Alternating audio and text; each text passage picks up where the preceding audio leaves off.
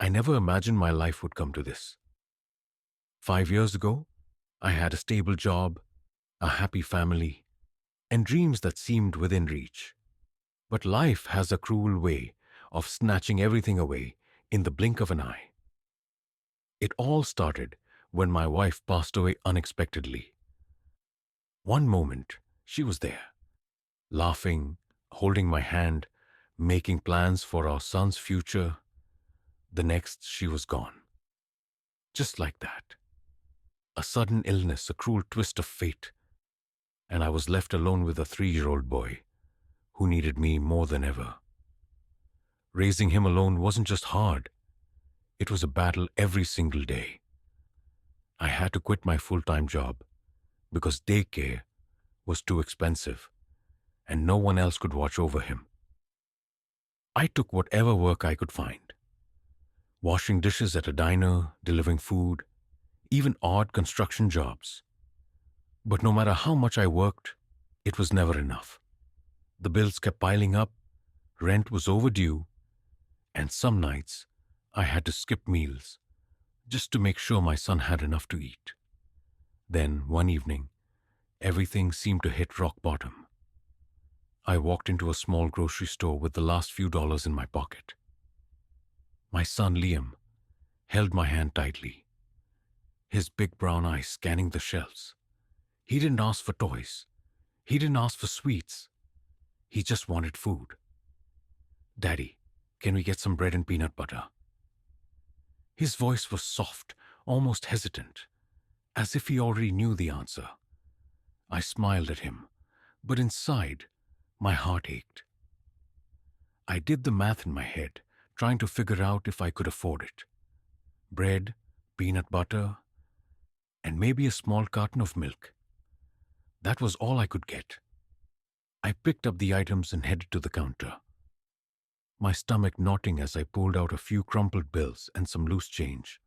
The cashier rang up the total. $7.89. I counted the money in my hand. $7.50. I felt my face heat up with shame. I think I might be short. The cashier gave me a look, part pity, part impatience. The people behind me in line started shifting uncomfortably. Someone sighed loudly. My son looked up at me, confused. "Daddy?" I was about to put the milk back when suddenly a deep voice cut through the tension. "Yo, hold up." I turned around and my heart nearly stopped. Standing behind me was Big Shaq, the man, the legend, the 7-foot-tall NBA superstar, larger than life, looking right at me. I froze. What was he doing here? Why was he even talking to me? Before I could say anything, he reached into his pocket, pulled out his wallet, and placed a $20 bill on the counter. "Keep the change," he said, nodding at the cashier. Then he looked at me and smiled. "You good, brother?" I didn't know how to respond. My hands were shaking. My mind raced. This wasn't just some stranger helping out. It was Big Shaq. And I had no idea that this small act of kindness was just the beginning. For a moment, I stood there, frozen. I had no words, just a lump in my throat and a deep, overwhelming sense of gratitude. I managed to stammer out a quiet, "Thank you." But it felt so small compared to what he had done. Big Shaq gave me a nod, patted my shoulder, and walked out of the store as if nothing had happened. But to me, that moment meant everything. I held onto my son's tiny hand as we left the store, carrying a plastic bag with our humble meal, bread, peanut butter, and milk. A feast in Liam's eyes, but a reminder of my failure in mine. How had it come to this? I used to be someone. I used to have dreams. Now, I was just a struggling single father, barely making it through the day. That night, after tucking Liam into bed, I sat at the tiny kitchen table in our dimly lit apartment. The walls were bare, the fridge nearly empty, and the weight of reality pressed down on me like an anchor. Bills stacked up on the counter. Rent, electricity, overdue notices. The numbers blurred together as I rubbed my tired eyes. I exhaled deeply. Something had to change. I had been applying for jobs non-stop, but no one wanted to hire a single father with an inconsistent schedule. The night shifts were brutal, and every time I left Liam with a neighbor, I worried that I wasn't there for him, that I was missing moments I'd never get back. The world wasn't kind to men like me. I remembered sitting in my car a few nights ago, staring at my phone, contemplating the unthinkable, calling my parents, swallowing my pride, asking for help. But I couldn't do it. I couldn't bear the judgment in their voices, the "I told you so," the pity. Liam's soft breathing from the next room reminded me why I kept pushing forward. He was my reason, my only reason. I barely slept that night. The next morning, I woke up to the sound of my son giggling, the kind of laughter that made the world feel lighter, even for just a moment. He was playing with his toy car, rolling it across the floor, completely oblivious to the storm raging inside me. "Daddy, can we go to the park today?" he asked, looking up at me with hopeful eyes. I forced a smile. "Maybe later, buddy. Daddy has to find some work first." He nodded, as if he understood, and that's when my phone rang. Unknown number. I almost ignored it, but something told me to pick up. "Hello?" A deep voice on the other end. "Yo, is this, the guy from the grocery store yesterday?" My breath caught in my throat. "Big Shaq." I gripped the phone tighter. "Yeah, this is me," he chuckled. Listen up. I was thinking about you, man. You looked like you could use a break. Can you meet me somewhere today?" My heart pounded. Was this real? Was I dreaming? Yeah, of course. He gave me an address, and before I could process what was happening, he hung up. I looked at Liam, who was still playing with his toy car, completely unaware that our lives might be about to change. I had no idea what Big Shaq wanted, but I knew one thing for sure. This was a moment I couldn't afford to miss. I could barely focus as I got ready. My mind raced with possibilities. Why would Big Shaq want to meet me? What did he see in me? A struggling single father, barely keeping his head above water. Was this just another moment of kindness? Or was there something bigger at play? Liam sat on the bed, swinging his legs as I put on my only decent shirt. "Where are we going, Daddy?" I knelt in front of him, trying to keep my voice steady. "Just meeting a friend, buddy," he grinned. "A friend like the one from the store?" I hesitated, then nodded. "Yeah, something like that." As I loaded Liam into our old rusting car, I couldn't help but feel a glimmer of hope, something I hadn't felt in a long time. Maybe, just maybe, today would be different. Meeting Big Shaq. The address led me to a quiet upscale part of town, where towering buildings gleamed under the sunlight. It was a completely different world from the cramped apartment I called home. I parked outside a sleek-looking cafe, my heartbeat thudding in my ears. Liam clutched my hand as we walked inside. And there he was, Big Shaq, sitting in a corner booth, dressed in a simple tracksuit. His massive frame making the seat look tiny. As soon as he saw me, he stood up with a grin. "Aye, there he is. Come on, sit down, man." I hesitated for a second before sliding into the seat across from him, still trying to wrap my head around the fact that this was happening. "You hungry?" he asked. Before I could answer, he signaled to the waitress. "Get my guy here whatever he wants." "And for the little man, pancakes. You like pancakes, little man?" Liam's eyes lit up. "Yeah, I watched as my son giggled and kicked his feet under the table. For once, he wasn't worrying about money, about whether we could afford the food in front of us. Big Shaq leaned back and studied me. All right, man. Let's cut to the chase. I saw you yesterday. You ain't just struggling. You're fighting. And I respect that. I swallowed hard. I wasn't used to people seeing me.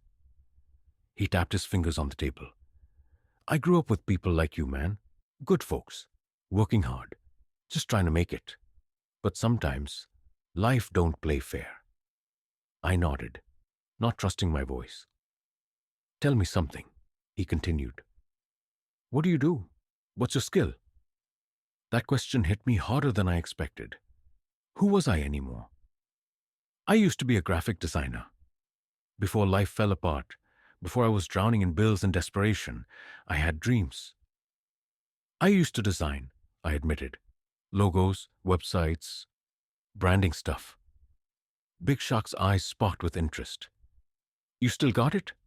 I hesitated. I don't know. It's been years. He smirked.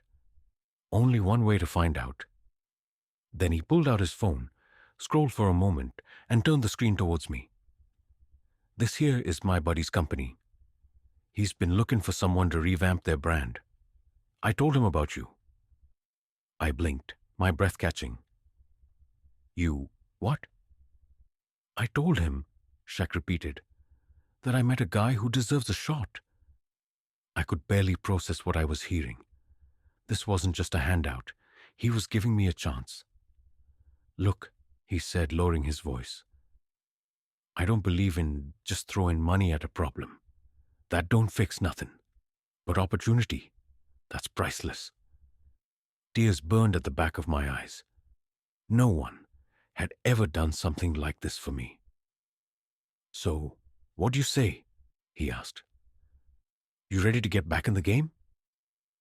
I looked at my son, happily munching on his pancakes, completely unaware of how much this moment meant. Then I looked back at Big Shaq, and for the first time in years, I felt hope. Yes, I said, my voice steady. I'm ready. For the first time in years, I felt something I had almost forgotten. Hope. As I sat across from Big Shaq, staring at the opportunity he had just handed me, a million thoughts rushed through my mind. Could I really do this? Was I good enough? What if I failed? But then, I looked at Liam. He sat there, happily swinging his legs, stuffing his tiny mouth with syrup-covered pancakes. He wasn't thinking about the struggles of tomorrow. He wasn't worried about bills, rent, or job applications. He was just a kid, enjoying a meal with his dad. And that's when it hit me. I couldn't afford to let fear win. I looked back at Big Shaq, my fingers gripping the edge of the table. I don't even know how to thank you, I said, my voice barely above a whisper. He shrugged, leaning back in his seat. You don't gotta thank me, man. Just do the work. That's how you thank me. Taking the first step that night, after putting Liam to bed, I sat in our dimly lit apartment, staring at my old laptop. It was slow, cracked in places, but it still worked.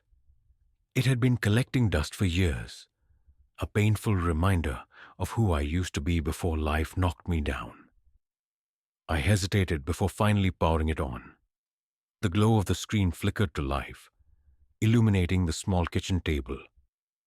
My heart pounded as I opened my design software, my fingers shaking slightly. It had been so long. What if I was rusty? What if I messed up? Then I remembered Big Shaq's words. Just do the work. So I started. At first it was rough. The ideas didn't flow as easily as they used to. But I pushed through. An hour passed, then two. I lost track of time as I sketched, erased, adjusted, and refined. And before I knew it, the sun was rising. I had done it.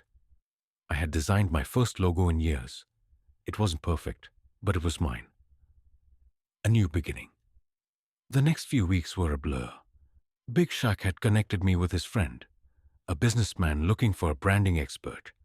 And despite my nerves, I delivered. One project turned into another, then another. And before I knew it, I had steady work coming in. The bills stopped piling up. The fridge wasn't empty anymore. And one night, as I tucked Liam into bed, he looked up at me with sleepy eyes and whispered, "Daddy, you're smiling more now." I felt my chest tighten. He had noticed. An unexpected gift. One afternoon while working on another project, my phone buzzed. It was Big Shaq. "Aye, man, you busy?" I chuckled.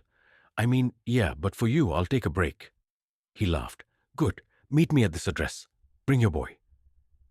I didn't question it. I just went. When I arrived, my jaw dropped. It was a fully furnished apartment, spacious, warm, and nothing like the tiny place Liam and I had been struggling in for years. Big Shaq tossed me a set of keys. "This is for you, man." I just stood there stunned. I can't accept this." He smirked. "You ain't accepting it for you. You're accepting it for him." I turned to see Liam running through the apartment, his laughter echoing in the empty rooms. Tears filled my eyes. I had fought so hard, struggled for so long, and now, for the first time in years, we had a home. I turned back to Big Shaq, my voice breaking. "I don't know how to repay you." He clapped a hand on my shoulder. "Just pay it forward someday." The final lesson. Months later, as I watched my business grow, as I watched Liam finally live like a carefree child, I realized something. It wasn't just about the money. It wasn't just about the apartment. It was about someone believing in me when I couldn't believe in myself. Big Shaq didn't just help me financially. He gave me a second chance at life. And one day, when I see someone struggling like I did, I'll remember his words. Just pay it forward. Because that's what real change looks like. And that's exactly what I'll do. I sat on the balcony of our new apartment, watching the sun dip below the horizon. The city lights flickered to life, and a cool breeze carried the sounds of distant laughter and honking cars. Inside, Liam was playing with his toys, his laughter filling our home, the home we never thought we'd have. I leaned back, taking a deep breath, trying to process how far we had come. Just a few months ago, I was drowning, barely surviving, barely holding on. I had no idea how I was going to provide for my son. Every day felt like a battle, and I had almost lost hope. But then, something incredible happened. One act of kindness changed everything. More than just help, a second chance.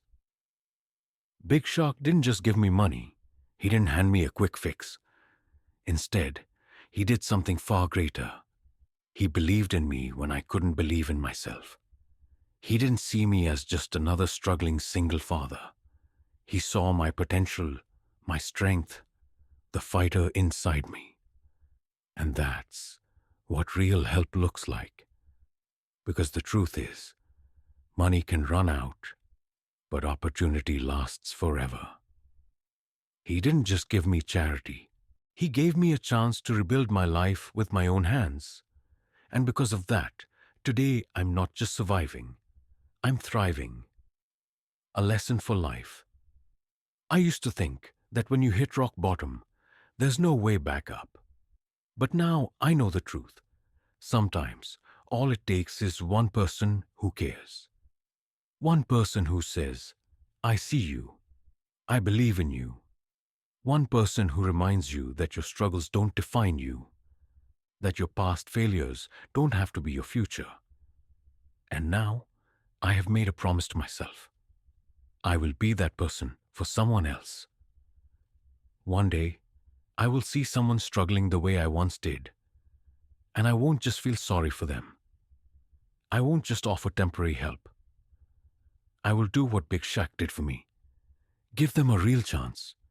Because kindness isn't just about giving, it's about lifting someone up so they can stand on their own.